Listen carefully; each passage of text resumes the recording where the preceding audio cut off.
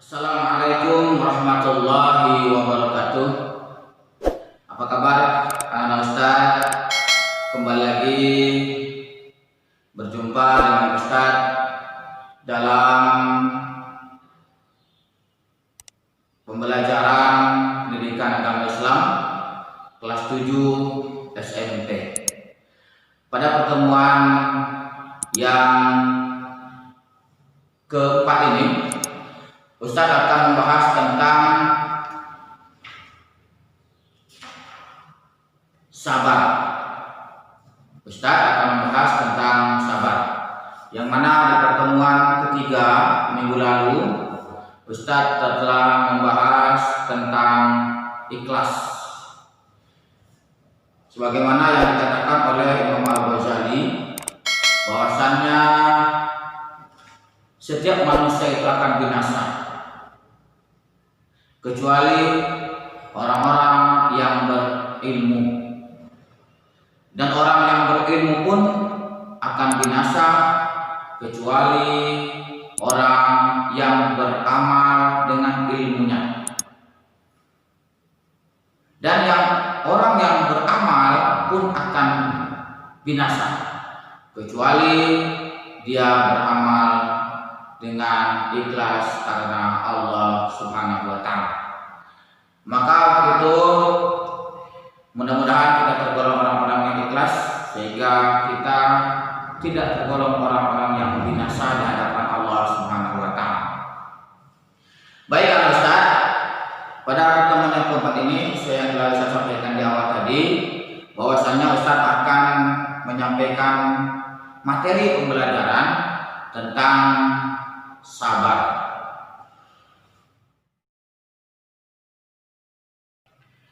Sebagaimana dalam firman Allah Subhanahu wa Ta'ala, ya ayyuhalladzina amanu ista'inu bis-sabri was-shalah. Wahai orang-orang yang beriman, mintalah pertolongan kepada Allah dengan sabar dan salat. Innallaha ma'as-sabirin. Sungguh Allah bersama orang-orang yang sabar. Di dalam ayat ini bisa antum cerna dan antum ambil kesimpulannya. Yang pertama, Allah memerintahkan orang-orang yang beriman untuk menjadikan salat dan sabar sebagai penolong dalam menghadapi cobaan hidup ini. Jadi ketika antum dilanda kesedihan, dilanda musibah yang antum rasakan pada saat itu, segeralah antum memohon pertolongan kepada Allah dengan lakukan salat sunnah minimal 2 rakaat. Yang kedua, dalam menghadapi cobaan dan kesulitan hidup, orang-orang yang beriman hendaknya menyertakan Allah dalam mengatasinya.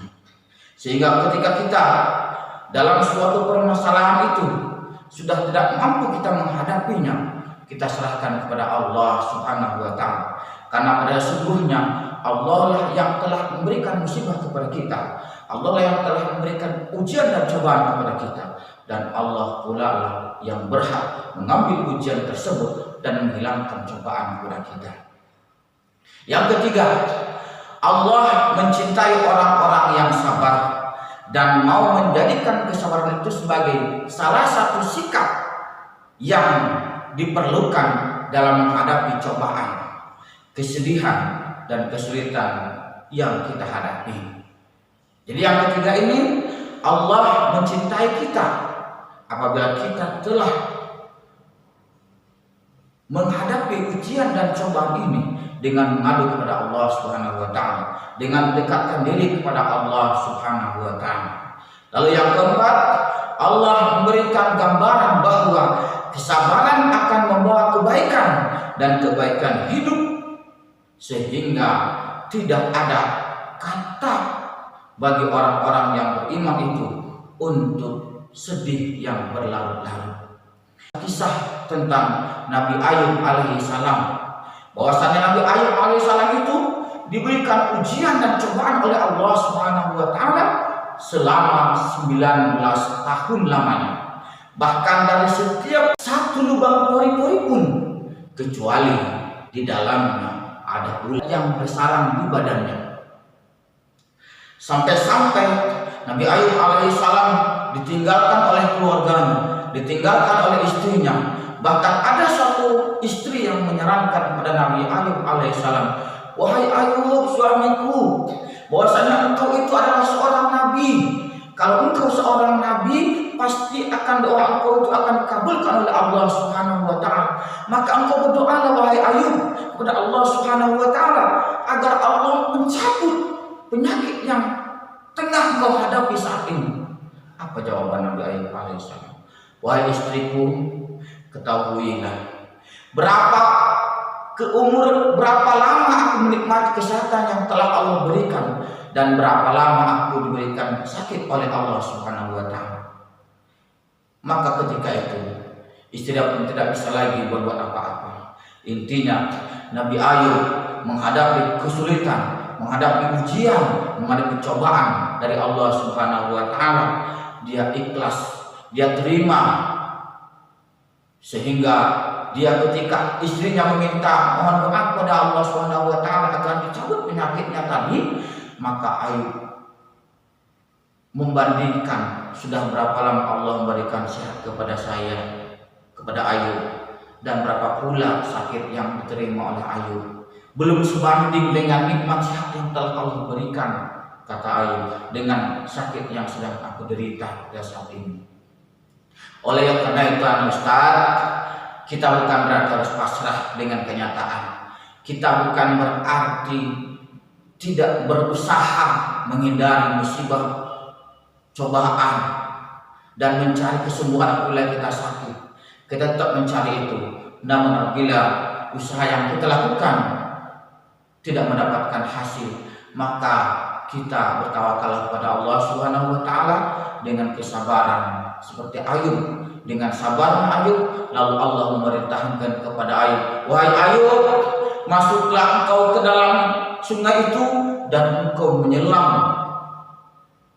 Setelah Allah memerintahkan Nabi Ayub untuk menyelam di sebuah sungai tadi, ketika Nabi Ayub keluar dari sungai tadi, setelah tenggelam, setelah menyelam dari sungai itu, keluar lagi, Ayub sudah kembali bersih lagi, sudah kembali sehat lagi, sehingga ketika itu Ayub kembali pulang menemui keluarganya, dan Allah berikan keluarganya lagi, dan Allah berikan kekayaan yang selama ini diberikan oleh Allah Subhanahu wa taala, dan Allah berikan kebahagiaan kepada Ayub alaihissalam atas dasar kesabaran yang Ayub miliki sangat luar biasa.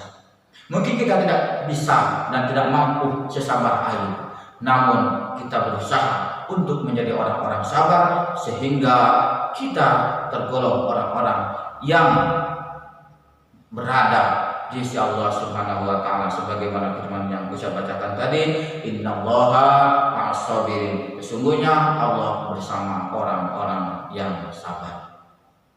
Adapun dalam sebuah hadis dikatakan, an Abi Yahya Suhaib bin Sinanin radhiyallahu anhu qala, dari Yahya bin Sinan radhiyallahu an, bahwasanya beliau berkata, qala Rasulullah sallallahu alaihi wasallam, bahwa Rasulullah sallallahu alaihi wasallam bersabda, ajaban di amril mu'mini inna amrahu kullahu khair. Amat menakjubkan sekali, kata Rasul, keadaan orang mukmin itu, sesungguhnya keadaan itu adalah merupakan kebaikan baginya. Walaysa dzalika li ahadin illa lil mu'minin, dan kebaikan yang demikian itu hanya untuk orang-orang mukmin. Kebaikan yang bagaimana? Lanjutan hadisnya. Inna asabathu sarra'u syakar, yaitu apabila ia mendapatkan kelapangan hidup lalu ia bersyukur, fakana khairul lah, maka hal itu adalah kebaikan baginya. Wa in asabathu darra'u sabar, sedangkan apabila ia ditimpa kesukaran lalu ia bersabar, fakana khairul lah, hal ini pun merupakan kebaikan baginya. Hadis riwayat Muslim. Anak Nusa rahimahullah, pada saat ini negara kita Indonesia sedang diberikan ujian maupun cobaan berupa wabah yang lagi merebak di negara kita, bahkan di negara-negara lain di seluruh dunia pada umumnya. Kita harus senantiasa kembalikan kepada Allah Subhanahu wa taala. Karena yang menciptakan corona itu adalah Allah Subhanahu wa taala, dan yang berhak mengambil corona tersebut Allah Subhanahu wa taala.